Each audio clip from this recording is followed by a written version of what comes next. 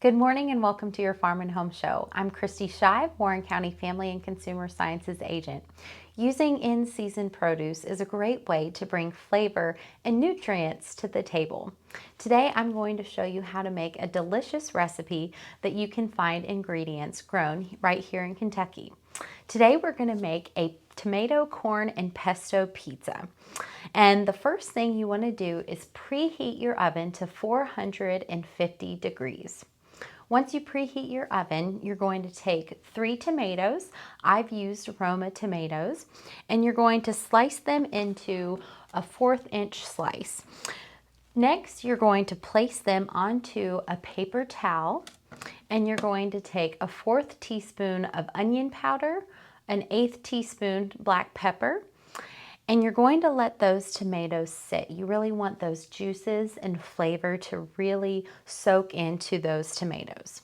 So I have my tomatoes all ready right here. And now we're going to get started.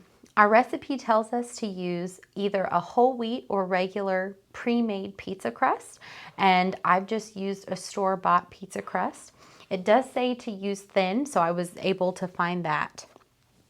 Next, we're going to add basil pesto, and we're going to use a 1/2 cup. Now, if you've never used basil pesto, you are really in for a treat because there is so much flavor. And if you are growing basil in your garden, making a homemade basil pesto is really easy. Most recipes call for basil leaves, olive oil, garlic, some pine nuts, and then you just can put it into a food processor and just blend it all up, and then you can make your own homemade basil pesto right in your own kitchen. For time's sake, I use just a store-bought, but I think it's gonna work just great for this. So I'm gonna make sure it's all spread. So the next thing I'm going to make is a really special topping for this pizza. So we are using fresh corn for this topping, hence the title of our recipe. So I am using about 2/3 cup of fresh corn kernels. Just gonna put that into my bowl.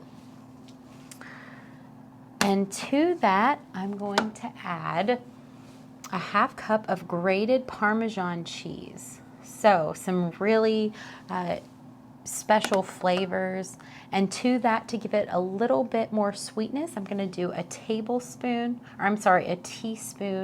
of honey. So Parmesan cheese is something that we typically think of when we think of our traditional pizza, but adding corn and honey is a little bit unique, and that's what makes this pizza so special. Is it really adds so many flavors and pairs different ingredients that we don't typically think of together. So you just want to mix that up until your Parmesan cheese and the honey and the corn gets mixed up. So now I'm going to add that to the top of my pizza. I'm just going to spread that around. And now it's time for my tomato slices. And I see that my tomatoes have really soaked in that onion powder and black pepper. And I wish all of my viewers watching could smell what everything smells like right now. It smells so good. Alrighty, so now I've got all of my tomatoes. I'm going to top it with a little bit of mozzarella cheese. Once you get your mozzarella cheese topped on, you're going to bake this into the oven for about 12 to 14 minutes or until it's golden brown.